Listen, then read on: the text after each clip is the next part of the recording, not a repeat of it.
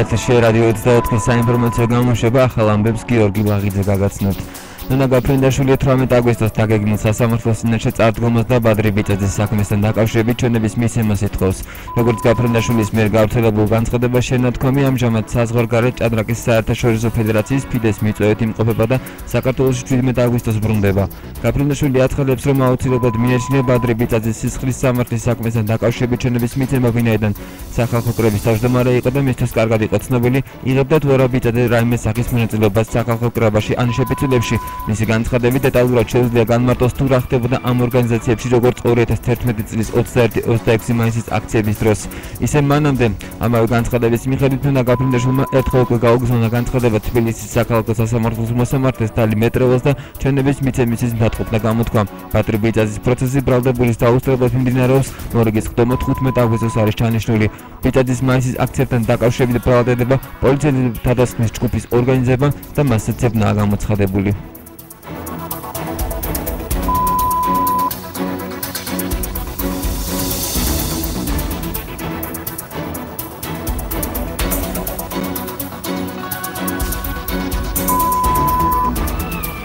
ლეიბორისტების საქართველოში და საქმეების ამერიკელი სენატორების თანაშემწეების მიერ გადაწყვეტას აპროტესტებენ. ამის შესახებ ინტერპრეს ნიუს ლეიბორისტული პარტიის ერთ-ერთმა ლიდერმა კახა ძაგანიამ განუცხადა.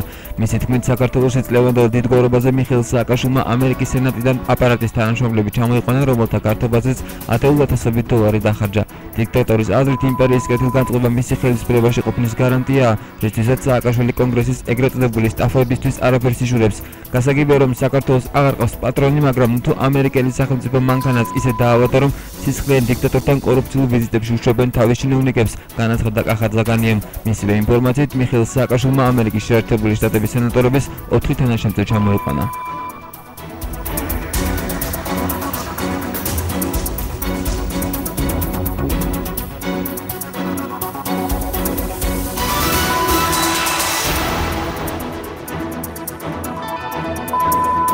აფხაზეთის დე-ფაქტო პრეზიდენტის მოვალეობის შემსრულებელი ალექსანდრე ანქვაბი ქართული დაზვერვისთვის მუშაობდა. ამის შესახებ საქართველოს სტატუსის ყოფილმა მინისტრმა თენგიზ კიტოვანმა ინტერნეტ გამოცემა მოსპრავდას განუცხადა. კიტოვანის თქმით, ანქვაბი 1990-იან წლებში თბილისის ყველა ინფორმაციას აწვდიდა, რაც ზემდგომი ორგანოები უბრძანებდნენ. იგი განმარტავს, რომ ამ დროისთვის საქართველოს ერთიანი სახელმწიფო იყო და ანქვაბის მოქმედებაში დანაშაულებრივი არაფერი ყოფილა. იმ დროს მას არ შეეძლო რაიმე ინფორმაცია არ გადმოეცა, ის ქართულ დაზვერვაზე მუშაობდა, განაცხადა კიტოვანმა. იგი ასევე აღნიშნავს, რომ სოხუმის აღების დროს ანქვაბი ქართულ მხარეს დახმარებას უწევს და ის გადმოგცემდა, როგორ გადაადგილდებოდნენ აფხაზური ფორმირებები. ისიც კი ვიცოდეთ, რომ 16-17 მარტს მათ ქალაქში შესვლა უნდათ, როცა რუსმა სამხედროებმა არძიმბას დაახლოებით 900 ავტომატი გადასცეს, ანქვაბმა ეს ინფორმაცია თბილისს მიაწოდა, განაცხადა თენგიზ კიტოვანმა.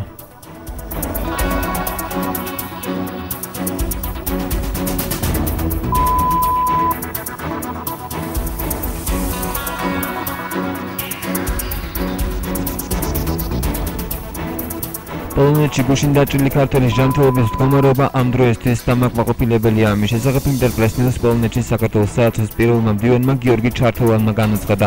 მას 2 ტყვია მოხდა, მაგრამ არც ერთ ტყვიას სასაცილო ორგანოები არ დაუზიანებია. მისი ვინაობა კვლავ არ სახელდება გამოძიების ინტერესებიდან გამომდინარე. ამასთან არც თავად დაზარალებულ სურს, რომ მის შესახებ ინფორმაცია მედიით გავრცელდეს, აღნიშნა ჩართოვანმა.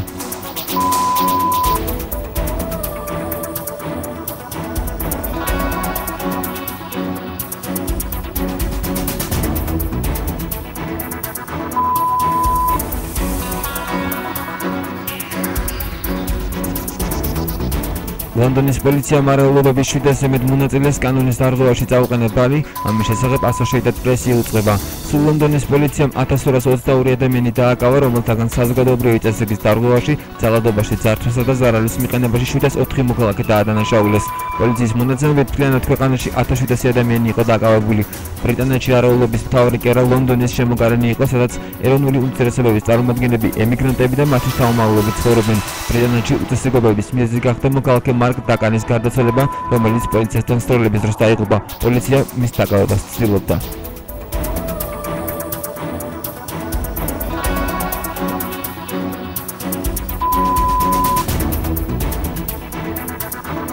კიევის პეჩორის რაიონის სასამართლოს შენობის წინ უკრაინის ყოფილი პრემიერ-მინისტრის იულია ტიმოშენკოს 50-მდე მომხრე რჩება. ამის შესახებ РИА Новости იუწყება. პოლიციის მონაცემებით ამ ტერიტორიაზე წესრიგის დარღვევა არ დაფიქსირებულა. ქვეყნის შინაგან საქმეთა სამინისტროს ინფორმაციით სასამართლოს შენობის წინ ამ დრომდე რჩება იმ პირთა კარგებიც, რომლებიც ყოფილი პრემიერის თაკაობას მხარს უჭერენ. საზოგადოებრივ წესრიგს 70 მილიციელი და შინაგან საქმეთა სამინისტროს შინაგანი ჯარის 50 სამხედრო იცავს. ექს-პრემიერის მომხრეებმა ტიმოშენკოს გათავისუფლების მოთხოვნით უვადო აქციის დაწყება მას შემდეგ გამოაცხადეს, რაც 5 აგვისტოს იულია ტიმოშენკო დააპატიმრეს. მას ბალადდება 2009 წელს გაზის თაობაზე რუსეთთან შეთანხმებების ხელმოწერისას უფლებამოსილების გადაჭარბება. პეჩორის სასამართლოში მომდევნო პროცესი 15 აგვისტოს გაიმართება.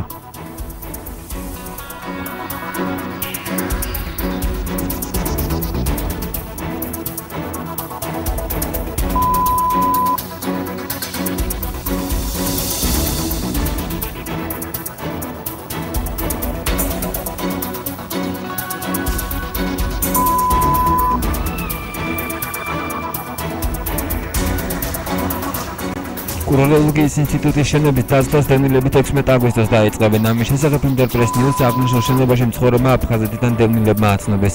მათი განმარტებით დღეს სტოულთა და განსახლების სამინისტროში იყვნენ დაბარებულები, სადაც ყველა მათგანი ვაზის უბნის მეორე მიკრორაიონში მდებარე ბაგაბაგის ყოფილ შენობაში გადასვლას დათანხმდა. დევნილების თქმით, მათ უკვე გადააცეთ აღნიშნული ბაგაბაგის შენობაში საცხოვრებელი ფართები.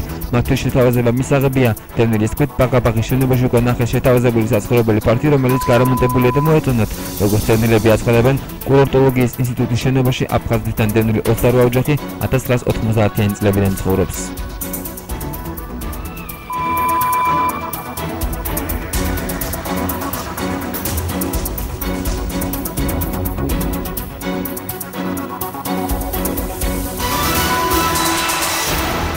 სასტუმრო აფხაზეთში მცხოვრები იმ დევნილებს, რომლებიც ხელისუფლების შეთავაზებას არ დათანხმდნენ და შენობა ნებაყოფლობით არ დატოვეს, იძულებით გამოსახლებასთან დაკავშირებით შეტყობინება ჩააბარდათ.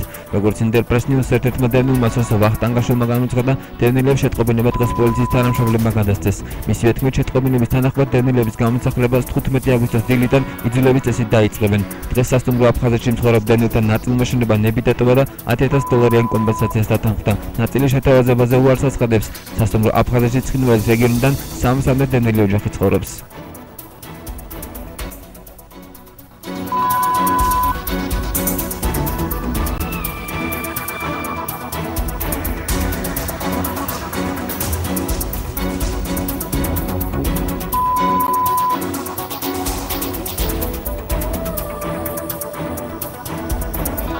კონსმენეთ რადიო 24 სახელმწიფოს ჩვენი პირდაპირ ეთერი 17 საათზე დაბრუნდება დროებით.